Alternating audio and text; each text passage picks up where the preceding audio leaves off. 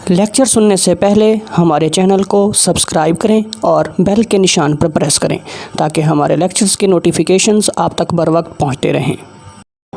अस्सलाम वालेकुम स्टूडेंट्स, आज का हमारा टॉपिक है रेक्टिफिकेशन। तो रेक्टिफिकेशन की सबसे पहले हम डेफिनेशन करते हैं। तो रेक्टिफिकेशन एक ऐसा प्रोसेस है जिसके अंदर हम अल्टरनेटिंग करंट को डायरेक्ट करंट के अंदर क्या करते हैं जी, कन्वर्ट करते हैं। जैसे यहाँ पर डेफिनेशन लिखी हुई है, it is a process in which AC convert into DC। Rectification के मकसद के लिए जो हम सर्किट इस्तेमाल करते हैं उस सर्किट को हम कहते हैं रेक्टिफायर। तो रेक्टिफिकेशन यहाँ पर हमारे पास दो तरह की होती है। एक हमारे पास है जी हाफ वेव रेक्टिफिकेशन, दूसरी हमारे पास यहाँ पर है जी फुल वेव रेक्टिफिकेशन। तो सबसे पहले हम बात करते हैं हाफ वेव रेक्टिफिकेशन की। तो हाफ वेव का क्या मतलब है? इस तरह की रेक्टिफिकेशन के अंदर हम इनपुट में पूरी वेव देंगे, ठीक है, लेकिन आउटपुट में हमें क्या मिलेगी? हाफ वेव मिलेगी। जैसे यहाँ पर आपके सामने बनी हुई है, यहाँ से लेकर यहाँ तक एक पूरी वेव है अल्टरनेटिंग करंट की, ये हम इनपुट के तौर पर देंगे, लेकिन आउटपुट में हमें सिर्फ हाफ वेव मिलेगी, हाफ वेव नहीं मिलेगी। तो इस तरह की रेक्टिफिकेशन को हम कहते हैं हाफ वेव रेक्टिफिकेशन। तो डेफिनेशन भी लिखा हुआ है यहाँ पर, the process in which half of the alternating current cycle convert into direct current is called half wave rectification. ठीक हो गया। अब इसको ज़रा हम सर्किट के ज़रिए एक्सप्लेन करने की कोशिश करते हैं। तो यहाँ पर हमारे पास एक सर्किट बनाया गया है, इसमें एक डायोड लगाया है हमने। डायोड का ये वाला सिरा P टाइप कहलाता है, ये वाला N टाइप कहलाता है। डायोड के साथ हमने एक रेजिस्टेंस लगाई है और उसके साथ हमने अल्टरनेटिंग करंट सोर्स लगाया हुआ है, इनके AC बैटरी हमने यहाँ पर लगाई हुई है। ये हाफ वेव रेक्टिफिकेशन का सर्किट जो है वो क्या हो गया? मुकम्मल हो गया। अब इसमें होगा क्या? हम इनपुट यहाँ से देंगे और आउटपुट हम यहाँ से हासिल करेंगे। तो इनपुट हम कौन सी देंगे? अल्टरनेटिंग करंट सिग्नल, यानी कि AC सिग्नल देंगे हम यहाँ से। आउटपुट में हमें क्या मिलेगी जी? DC। वो हम इसको सॉल्व करते हैं, देखते हैं कैसे हमारे पास होता है। तो सबसे पहले ज़रा देखें, जैसे हम इनपुट सिग्नल देंगे ना, फॉर एग्जांपल ये एक साइकिल है AC, इस साइकिल में आधा साइकिल पॉजिटिव है, आधा साइकिल क्या है जी? नेगेटिव है। इनके 0 से लेकर T/2 तक ये पॉजिटिव हाफ साइकिल है और T/2 से लेकर T तक ये नेगेटिव हाफ साइकिल है। तो ड्यूरिंग पॉजिटिव हाफ साइकिल क्या होगा? तो ड्यूरिंग पॉजिटिव हाफ साइकिल क्या होगा जी? हमारे पास जो A टर्मिनल है वो पॉजिटिव होगा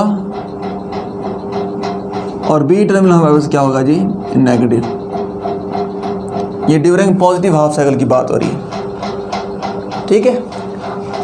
तो during positive half cycle diode का P टाइप वो हमारे पास पॉजिटिव से जुड़ा हुआ है और N जो है वो हमारे पास नेगेटिव से जुड़ा हुआ है। तो जब P टाइप पॉजिटिव से जुड़ा हो, N टाइप नेगेटिव से जुड़ा हो, तो उस वक्त डायोड फॉरवर्ड बाइस होता है। सही हो गया? मतलब क्या हो गया? डायोड जो है वो फॉरवर्ड बाइस हो जाएगा। जब डायोड फॉरवर्ड बाइस हो जाता है उस वक्त डायोड लो रेजिस्टेंस शो करता है, वेरी लो रेजिस्टेंस। जब रेजिस्टेंस लो हो जाएगी तो करंट उसमें से मैक्सिमम फ्लो होता है। मतलब ड्यूरिंग फॉरवर्ड बाइस डायोड में से मैक्सिमम करंट पास होगा क्योंकि इसकी रेजिस्टेंस वेरी लो है। आउटपुट में हमें एक सिग्नल मिलेगा बिल्कुल इस तरह का, ये लीजिए, ये ड्यूरिंग पॉजिटिव हाफ साइकिल हमें आउटपुट इस तरह से मिल जाएगी। ठीक हो गया।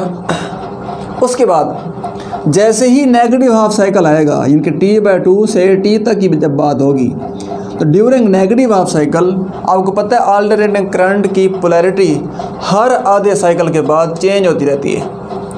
तो बिल्कुल वैसे ड्यूरिंग पॉजिटिव हाफ साइकिल तो ये वाला सिरा पॉजिटिव था, ये वाला क्या था, नेगेटिव था। लेकिन ड्यूरिंग नेगेटिव हाफ साइकिल इनकी जो पोलैरिटी है वो रिवर्स हो जाएगी। मतलब अब ए वाला जो सिरा है, इनके ए वाली जो साइड है वो नेगेटिव पर है और बी वाली साइड हमारे पास क्या है जी, पॉजिटिव पर है। ठीक हो गया।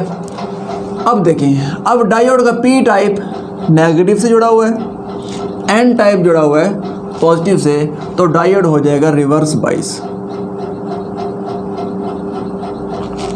ठीक है जी। तो during negative half cycle diode क्या हो जाएगा, रिवर्स बाइस। जब डायोड रिवर्स बाइस हो जाएगा तो रिवर्स बाइसिंग के दौरान हाई रेजिस्टेंस शो करता है डायोड, सही है। तो जब हाई रेजिस्टेंस होगी उस वक्त करंट मिनिमम फ्लो होगा। मिनिमम करंट इनके तकरीबन ना होने के बराबर, ऑलमोस्ट ज़ीरो भी कह सकते हैं। तो जब करंट फ्लो नहीं होगा तो हमें आउटपुट नहीं यहाँ पर रिसीव होगी, तो ये वाला जो नेगेटिव हाफ साइकिल का जो पार्ट है वो स्किप हो जाएगा। ठीक हो गया। इस तरह फिर पॉजिटिव हाफ साइकिल आएगा, फिर हमें आउटपुट मिलेगी, फिर नेगेटिव हाफ साइकिल में आउटपुट नहीं मिलेगी। तो इस इनपुट सिग्नल और आउटपुट सिग्नल में देखें, हमने इनपुट में पूरी अल्टरनेटिंग करंट साइकिल इनके दिया है, इनकी पूरी वेव है। लेकिन आउटपुट फॉर्म में, आउटपुट के अंदर हमें आधा साइकिल यहाँ पर रिसीव हुआ है, आधा स्किप हो गया है। इसलिए इस तरह की रेक्टिफिकेशन को हम हाफ वेव रेक्टिफिकेशन कहते हैं। अब आउटपुट में देखें, सारे के सारे आउटपुट पॉजिटिव साइड में मिली, यानी कि एक ही डायरेक्शन में मिली है, इसलिए हम इसको डीसी कहते हैं। अब ये जो डायरेक्ट करंट है या डायरेक्ट करंट सिग्नल है, ये पल्सुएटिंग डीसी है। ठीक है जी। तो उसके बाद हम बात करेंगे फुल वेव रेक्टिफिकेशन की। तो फुल वेव रेक्टिफिकेशन के अंदर हम एक पूरी वेव इनपुट के तौर पर देंगे और आउटपुट में भी हमें पूरी की पूरी वेव हासिल होगी, इसलिए हम इसको फुल वेव रेक्टिफिकेशन कहते हैं। तो इसको सर्किट की मदद से समझने की कोशिश करते हैं। यहाँ पर हमारे पास एक बिल्कुल सिंपल सा सर्किट है जिसमें 4 डायोड लगाए गए हैं, D1, D2, D3 and D4। ये 4 डायोड हमने इस तरह से जोड़ देने हैं एक ब्रिज की शक्ल में। अब जोड़ने के बाद इस साइड को, इनके इस नुक्कर को और इस नुक्कर को हमने अल्टरनेटिंग सोर्स के साथ जोड़ दिया। ठीक है। उसके बाद ये वाली जो साइड है, इसको और इसको हमने जोड़ दिया रेजिस्टेंस के साथ, जहाँ से हमें आउटपुट हासिल होगी। ठीक है जी। तो ये हमारा सर्किट है फुल वेव रेक्टिफिकेशन का, इसमें 4 डायोड लगाए गए हैं। ठीक है जी। तो ये 2 साइडें जुड़ी हुई हैं अल्टरनेटिंग करंट सोर्स के साथ, और ये जो 2 साइडें हैं ये हमारे पास जुड़ी हुई हैं रेजिस्टेंस के साथ। ठीक हो क्या। अब होगा क्या, अब यहाँ पर भी बिल्कुल वैसे हम पहले पॉजिटिव हाफ साइकिल की बात करेंगे, फिर हम नेगेटिव हाफ साइकिल की बात करेंगे। तो ड्यूरिंग पॉजिटिव हाफ साइकिल क्या होगा देखें। तो ड्यूरिंग पॉजिटिव हाफ क्या होगा, ये वाला सिरा पॉजिटिव होगा, ये वाला सिरा क्या होगा जी, नेगेटिव होगा। अब जैसे आपको मैंने बताया था कि जब डायोड का पी टाइप पॉजिटिव से और एन टाइप नेगेटिव से जुड़ा हो तो वो डायोड फॉरवर्ड बाइस होता है, अदरवाइज रिवर्स बाइस होते हैं। अब यहाँ पर तरह देखें कि यहाँ से यूँ अगर करंट आएगा पॉजिटिव, तो ये वाला सिरा देखें पी टाइप है और ये वाला क्या है जी, एन टाइप है। तो ये वाला डायोड हो जाएगा फॉरवर्ड बाइस, ये दोनों रिवर्स बाइस होंगे D2 और D4।